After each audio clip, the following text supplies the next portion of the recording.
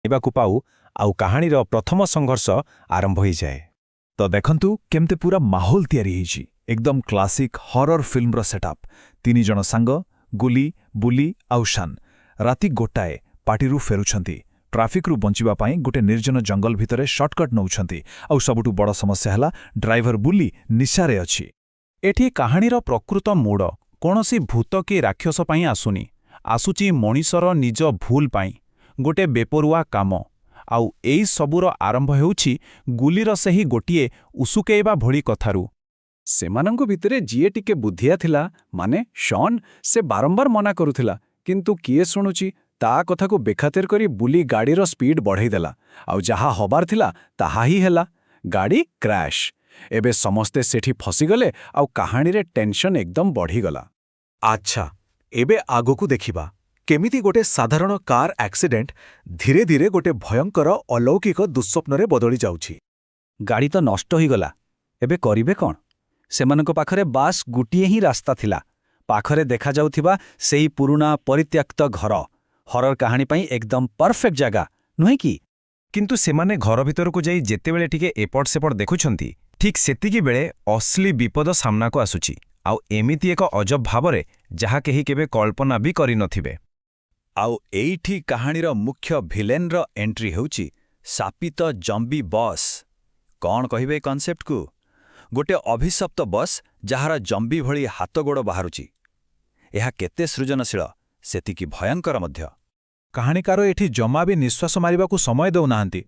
ଗୋଟେ ପରେ ଗୋଟେ ବିପଦ ଆସି ପହଞ୍ଚୁଛି। ପ୍ରଥମେ ସେ ଜମ୍ବି ବସ୍ ପିଛା କରୁଛି, ତାପରେ ହଠାତ୍ ଗୋଟେ ଡାହାଣୀ ଆସି ଆକ୍ରମଣ କରୁଛି, ଆଉ ଶେଷରେ ସେ ବସ୍ଟା ସେମାନଙ୍କର ସେ ଏକମାତ୍ର ଆଶ୍ରୟସ୍ଥଳକୁ ବି ଭାଙ୍ଗି ଦେଉଛି। ଏବେ ସେମାନେ ଯିବେ କୁଆଡ଼େ? ସବୁ ରାସ୍ତା ବନ୍ଦ। ଠିକ୍ ସେତିକିବେଳେ ଯେତେବେଳେ ଲାଗୁଛି ସବୁକିଛି ଶେଷ, କାହାଣୀରେ ଆସୁଛି ଏକ ଜବରଦସ୍ତ ମୋଡ଼। ଏଣ୍ଟ୍ରି ହେଉଛି ଏମିତି ଏକ ଚରିତ୍ରର ଯିଏ ପୁରା ଖେଳର ପାସା ପଲଟେଇ ଦେବ। ଆଉ ଏଇଟା ହେଉଛି କାହାଣୀ କହିବାର ଗୋଟେ କ୍ଲାସିକ୍ ଫର୍ମୁଲା। ଠିକ୍ ଯେତେବେଳେ ହିରୋମାନେ ହାରିବାକୁ ବସିଛନ୍ତି, ସେତେବେଳେ ଜଣେ ରକ୍ଷାକର୍ତ୍ତା ଆସିବେ ଆଉ ଲାଗିବ ଯେମିତି ସବୁ ବିପଦ ଏବେ ଟଳିଗଲା। ସେ ଜମ୍ବି ବସ୍ ହଠାତ୍ ଠିକ୍ ହୋଇଯାଉଛି ଆଉ ସେମାନଙ୍କୁ ଉଦ୍ଧାର କରିବା ପାଇଁ ଅଫର ମିଳୁଛି। 2 ଜଣ ସାଙ୍ଗ ତ ଖୁସି ହୋଇଗଲେ, ଭାବିଲେ ବଞ୍ଚିଗଲେ। କିନ୍ତୁ କାହାଣୀ ଏଇଠି ଦର୍ଶକଙ୍କ ମନରେ ଗୋଟେ ଛୋଟ ସନ୍ଦେହ ଛାଡ଼ି ଦେଉଛି। ପ୍ରଶ୍ନଟା ହେଉଛି, ଏ ବାବା, ସେ ଅଭିଶପ୍ତ ବସ୍ ଭିତରକୁ ଗଲେ କେମିତି? କିଛି ତ ଗଡ଼ବଡ଼ ଅଛି।